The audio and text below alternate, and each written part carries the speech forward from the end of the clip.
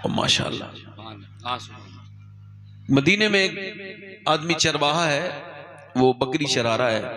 अब चरवाहे बड़े समझदार तो नहीं होते मगर खतरनाक बहुत होते हैं।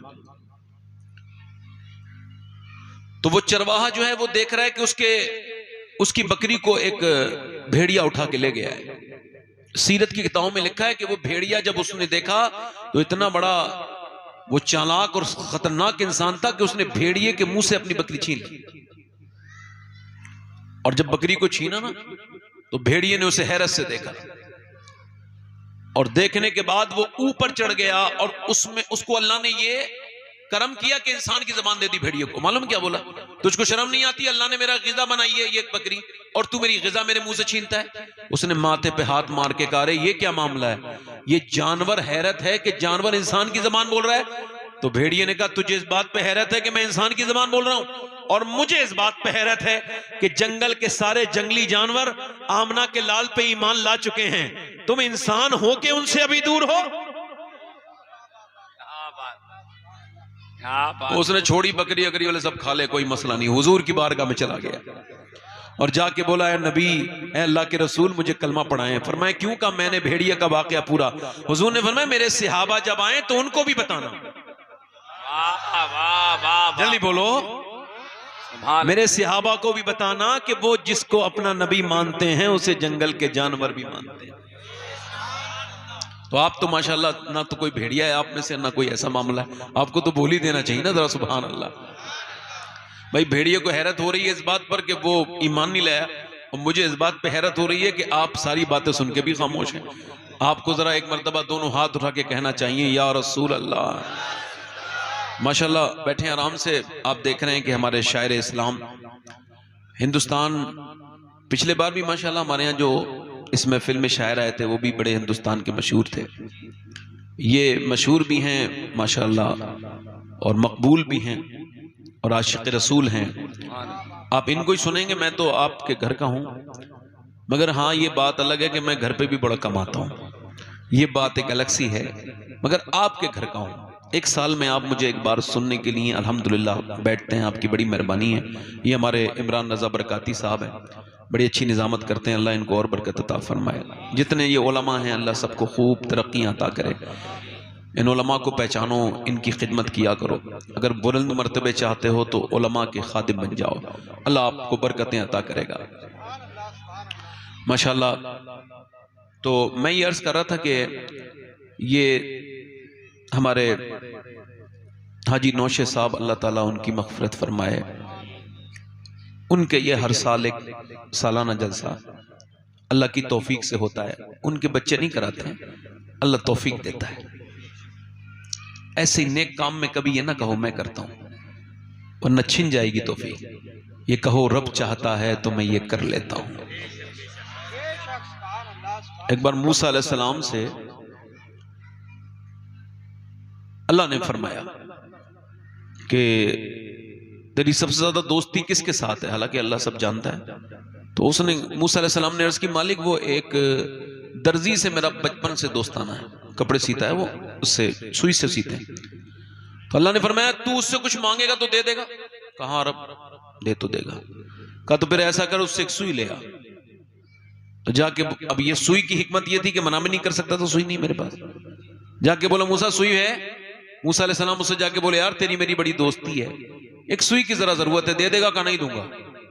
कहा यार सुई की तो बात है, मैं थोड़ी देर में लाके दे दूंगा। कहा नहीं मैंने नहीं देनी है। वापस चले गए मूसा। अल्लाह ने फरमाया मिली? कहा रब नहीं मिली। फिर कहा कि जा फिर से ट्राई कर, एक बार और सही कर। जाके गए, कोशिश की, बोले यार पुरानी दोस्ती है, एक सुई की तो बात है। कहा मूसा इतने परेशान क्यों होते? लो पूरा डब्बा सामने कर दिया, जितनी चाहे उतनी सुइयां ले लो। एक सही उठा के गए, अल्लाह ने फरमाया मिल गई। कर मिल तो गई मगर बात समझ नहीं आई, वो पहले भी मेरा दोस्त था, वो बाद में मेरा दोस्त था, दरमियान में कोई झगड़ा भी कोई नहीं हुआ, मगर पहले साफ इनकार, इसके बाद डब्बा सामने, समझ नहीं आई। अल्लाह ने फरमाया ज्यादा दिमाग ना लगाओ मूसा, बात यह है उसके दिल में पहले ना देने वाली बात भी मैंने डाली थी और बाद में देने वाली बात भी मैंने डाली है। आप जब चलते हैं ना तो चलते चलते जो आप मुड़ जाते हैं, अल्लाह फरमाता है मैंने इंसानों को माथे के जरिए पकड़ रखा है, ये ओ ही करता है ना। ऐसा ना कहा करो कि हमारा ये यकीन नहीं है कि दवाओं में शिफा है, नहीं नहीं, हमारा यकीन है शाफी अल्लाह है। तो ऐसे ही आप यहां आए नहीं हो, आपको अल्लाह ने तौफीक दी है, वरना कोई सैसपुर बिलानी में आप ही थोड़ी रहते हो, कितने लोग रहते हैं। तो ये आए हो तो इस पे शुक्र अदा करो अल्लाह ताला। बैठे, बड़ी मेहरबानी आपकी, बैठे। तो मैं अर्ज कर रहा था कि देखो भाई, कैमरे वाले लोग जो है ना, ये भी सुभान अल्लाह बोला करें, ताकि लगे कि ये कैमरे वाले भी हैं और मुसलमान भी हैं। भाई ऐसा तो नहीं होना चाहिए ना कि कैमरे वाले बेचारे अब सवाब से महरूम हो जाएं, है ना। हमारी तरफ के माशाल्लाह ये जितने भी कैमरे वाले हैं ठीक है, ये फितना नहीं करते हैं, कोई ख़राब बात नहीं करते, अल्लाह ताला इनको खुशियां दे, बरकत अता फरमाए। मगर एक शिकायत तो इनसे रहती है कि कैमरा संभालने के बाद फिर दीन भी तो संभालना चाहिए ना। तो फिर ये भी कहना चाहिए कि जब कोई बात अच्छी लगे तो सुभान अल्लाह कह देना चाहिए। मेरा दिल कर रहा है 2-3 शेर पढ़ने का, अगर इजाजत दें तो पढ़ दें। मैं इनके साथ पढ़ूंगा वो जो बात हुई है। मैं अर्ज कर रहा था कि ये हो सकता है कि मेरी जिंदगी की ये आखिरी तकरीर हो रही हो शुरू, बस यहां से आपने कोई सुभान अल्लाह तबीयत हो तो कहना है ना, खामोशी सुनना है बस थोड़ी देर। जिंदगी में ये मेरी आखिरी जिंदगी की तकरीर हो सकती है, और आप कह दें अगर हो सकती है तो मुझे इससे डर नहीं लगता है। मैं तो अपने घर में भी मौत की बातें करता हूं, मौत का जिक्र करो। हजरत सुफियानी सौरी फरमाते हैं, सुफियान सौरी ताबई मुहद्दिस बुजुर्ग बड़े हैं, फरमाते हैं जो कब्र को भूल जाएगा, जो कब्र को याद करेगा, उसकी कब्र जन्नत के बागों में से एक बाग बनेगी, और जो कब्र को भूल जाएगा उसकी जहन्नम के गढ़ों में से एक गढ़ा। मौला अली फरमाते हैं अगर तुम मौत को याद करोगे फिर भी आएगी, और याद नहीं करोगे, फरमाते हैं अगर याद करोगे तो आसानी से आएगी, भूल जाओगे तो जलील होके मरोगे। फिर दोहरा रहा हूं, मौत को याद करोगे तो आसानी से आएगी, और भूल जाओगे तो जिल्लत की मौत मरेगा। इसी वजह से मौला अली ने अपना घर जो बनाया था वो बिल्कुल कूफे के बाहर कब्रिस्तान के करीब।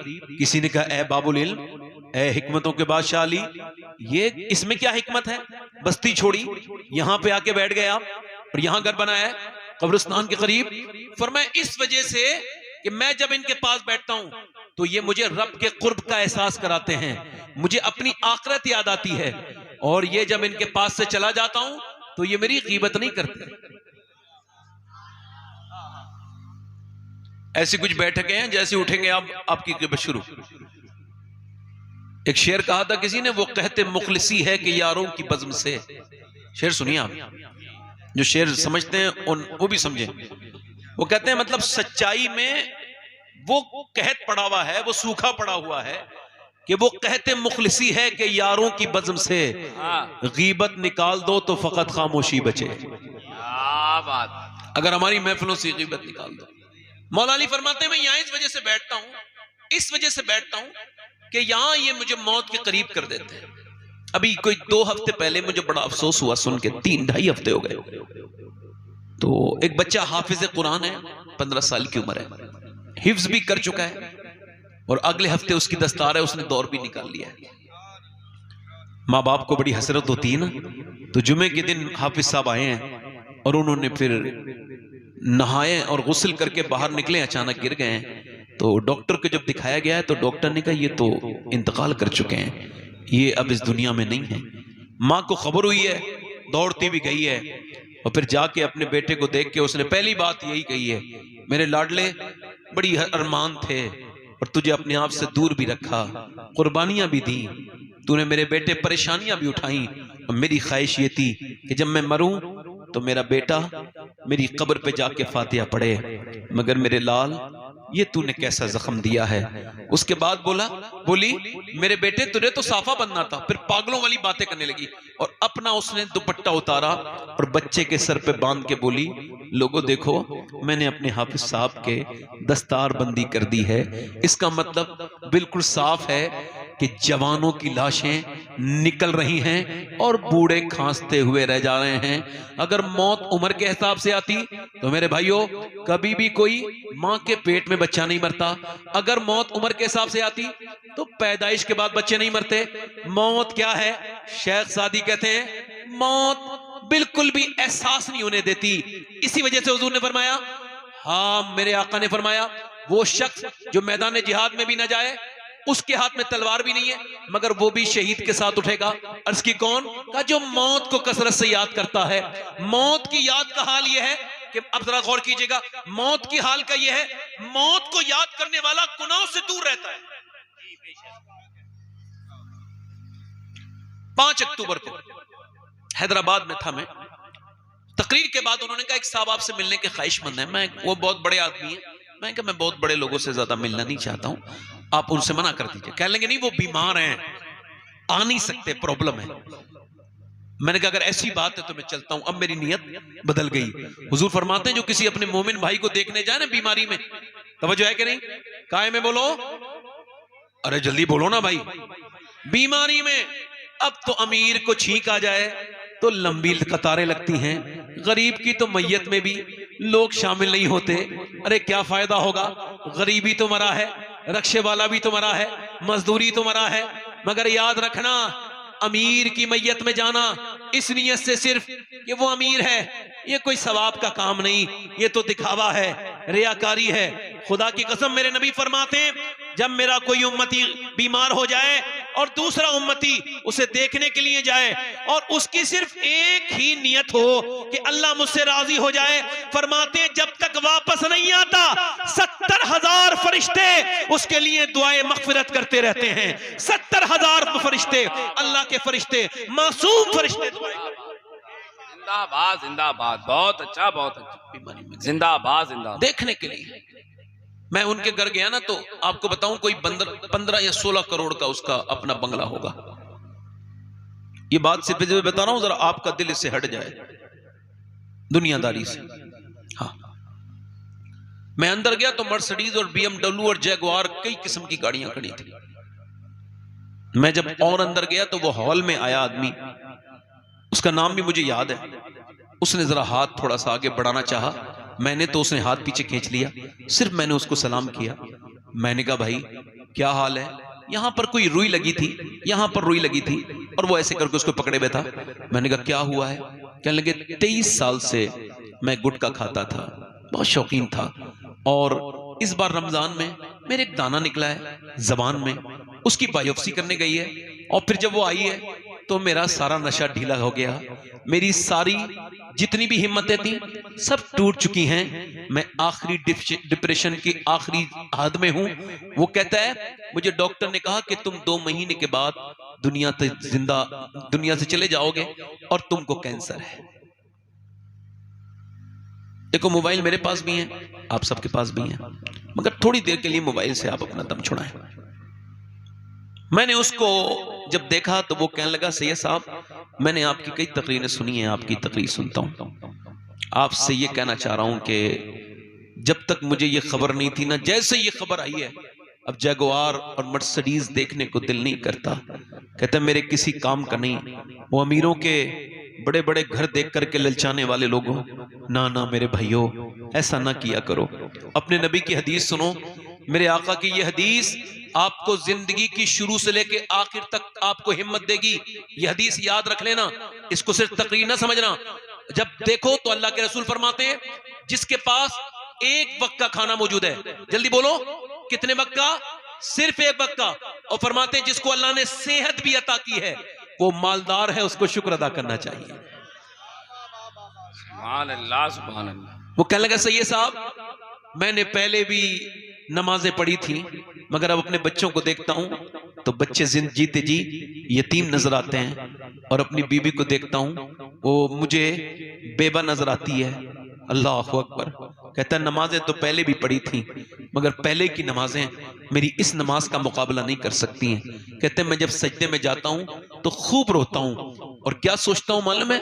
मैं कहता हूं मालिक कोई 2 महीने के बाद ऊपर से तख्ते रख के, ऊपर से मिट्टी डाल के सब वापस हो जाएंगे। मालिक मुझे माफ कर देना, जब तूने अपने इस बदकार गुनहगार इंसान पे इतना करम किया है कि मैं अटैक से नहीं मरा और मैं एक्सीडेंट से भी नहीं मरा, मुझे तूने ऐसा करम किया है कि 2 महीने पहले तूने बता दिया है, तो मेरे मालिक अब मुझे माफ भी कर दे। कहते हैं जो कैंसर वाली नमाजें हैं वो बड़े दिल लगता है उन नमाजों में।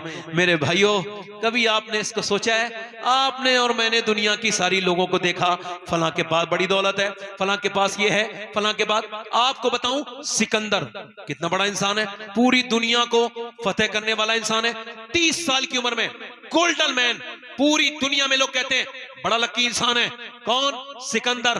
मगर कहा था काफी मुरादाबादी ने, किफायतुल्लाह काफी ने, कोई गुल बाकी रहेगा ना चमन रह जाएगा, पर रसूलुल्लाह का दीन हसन रह जाएगा। और सुनो मेरे भाइयों, मेरे दोस्तों, ये कौन है? मेरी तरफ तवज्जो करो, ये सिकंदर है। इसने पूरी दुनिया को फतह किया है 30 साल की उम्र में। क्या बात, लोग कहते हैं लकी इंसान है। जिंदाबाद जिंदाबाद। कौन है? बोलो, इधर देखो, मेरी तरफ तवज्जो करें, आप बैठ जाएं आराम से। लकी इंसान है 30 साल की उम्र में। किसी ने उसके एक तीर मार दिया। अब देखो उसका घमंड, तीर जब मारा ना, उसने अपने फौजियों से कहा पूरी दुनिया के फातेह के किसने तीर मारा, जाओ जितनी भी चमकती हुई आंखें हैं सबको कत्ल कर दो। जितने उस इलाके के लोग थे सबको कत्ल कर दिया गया।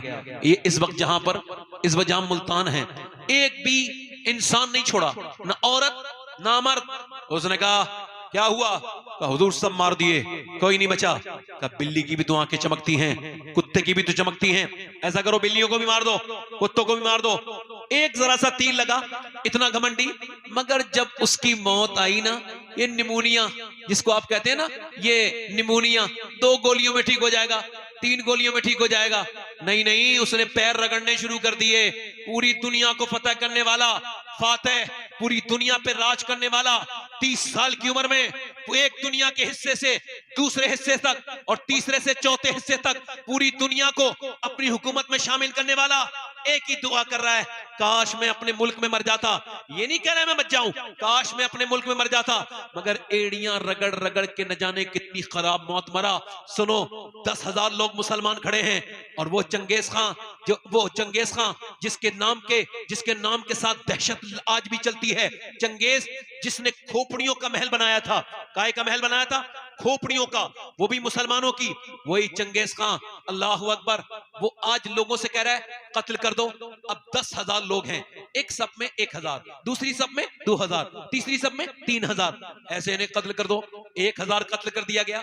एक बुजुर्ग आगे खड़े थे, अल्लाह के वली, पीछे चले गए। फिर उसने तीसरे को, दूसरी सब में को काटा, वो तीसरी में चले गए, तीसरी को काटा, चौथी में चले गए, पांचवी को काटा, छठी में चले गए। जब 9वीं और 10वीं की बारी आई तो ये जो है चंगेज, ये मुस्कुराने लगा है, देखो ये समझता है तू बच जाएगा। ओए तू कैसे बचेगा? ओ बूढ़े, अब तो तू अकेला रह गया, अब कैसे बचेगा? कहने लगा मेरा रब बचाएगा तो बच जाऊंगा। वाह वाह वाह, मेरा रब जिंदाबाद जिंदाबाद। मेरा रब बचाएगा तो बच जाऊंगा, मेरा रब बचाएगा तो, जल्दी बोलो, मेरा रब बचाएगा तो बच जाऊंगा। उसने कहा कैसे? कहा जब रब चाहेगा तो वही तो जाने कैसे बचाएगा। इतनी देर में इसे प्यास लगी, इसने अपनी बोतल उठाई, बोतल उठाया, एक डिसबैलेंस हुआ, इसका एक पांव रकाब में उलझ गया और उसके बाद घोड़ा चलना शुरू हो गया। घोड़ा चल रहा है, ये कह रहा है लोगों रोको, मगर कोई नहीं रोक रहा है। ये कह रहा है लोगों रोको, फौजियों रोको। उधर देखो पूरी दुनिया में दहशत बपा कर रहा है, मगर घोड़ा रुका किसी से नहीं। घोड़े ने जब तक इसके दिमाग का कीमा ना बना दिया, इतना ना घसीटा कि जिसकी बोटियां नीचे को गिरने लगी, इसके खून से वो पूरा इलाका, जब तक वो पूरे जंगल जब तक जो है भर ना गया, और ये बिल्कुल इसका चेहरा बिल्कुल रबड़ की तरह नहीं हो गया। घोड़े ने तब तक इसको रोका नहीं। उसके बाद वो जो इसके फौजी थे उसी बुजुर्ग के पास जाके बोले भाई तू कौन है? कहने लगा मैं मुस्तफा का गुलाम हूं। कहा जब तेरे अंदर इतनी पावर है तो आमना के लाल के अंदर कितनी पावर होगी। तू ऐसा कर, हमें कलमा पढ़ा के मुसलमान कर दे। मेरे भाइयों, मेरे दोस्तों, ना कोई बादशाह बचा है, ना कोई अमीर बचा है, ना कोई फकीर बचा है, ना किसी अमीर को ये मौत छोड़ेगी। ये क्या तुमने देखना शुरू कर दिया? ये ना देखो, बड़े बड़े महल ना देखो, अगर देखना है तो वो धसी हुई कब्रें देखो, बोसीदा कपड़े कब्रें देखो। अगर तुमको देखना है, इबरत हासिल करनी है, तो दुनिया के धोखे में ना आओ। बादशाहों के कपड़े ना देखो, फकीरों के फटे हुए कपड़े देखो, उनके कफन देखो। अतलसो कम खाक की पोशाक पर नाजा ना हो, इस तने बेजान पर खाकी कफन रह जाएगा। दुनिया जब ये देखने चाहती है कि अमीरों की लाशें कहां हैं, तो अमीरों के तुमको मस्कन नहीं मिलेंगे, ना तुमको सिकंदर की खबर ढूंढने पर मिलेगी, ना चंगेज खान तुमको मिलेगा, ना आपको कोई बड़ा अकबर और बाबर की खबरें तुमको मिल सकती हैं। वो दुनियादार जो थे वो मिट गए और उन्हें जमाने ने मिटा दिया। बल्कि मिटाया नहीं, बल्कि उनकी खोपड़ियां ऐसी भयानक बन गई और उनकी खोपड़ियों से सारी खालें खींच दी गई। वक्त ने उनको नंगा कर दिया, उनको जलील कर दिया। बादशाहों की जिल्लत दुनिया ने देखी, अमीरों की जिल्लत दुनिया ने देखी। कहां गया वो फिरौन जो कहता था मैं रब हूं? आज वो जलील होकर खत्म हो गया। दुनिया का ना कोई फिरौन बचा है, ना कोई बचेगा। बचेगा कौन? बचेगा वो जो आमना के लाल से वफादारी करेगा, बचेगा वो जो रसूल जी वकार से वफादारी करेगा। और वो बचा ऐसा है कि कोई कलियर शरीफ में चमक रहा है, दुनिया जाकर के देखे कि बादशाहों की खबरें नहीं मिलेंगी, मगर आज भी मेरे साबिर अलाउद्दीन का आस्ताना चमक रहा है। जाकर के देखो, दिल्ली में निजामुद्दीन चमक रहे हैं, तो फिर करियर में साबिर अलाउद्दीन चमक रहे हैं, कि चोजा में मखदूम अशरफ चमक रहे हैं। जाकर के देखो तो फिर अजमेर में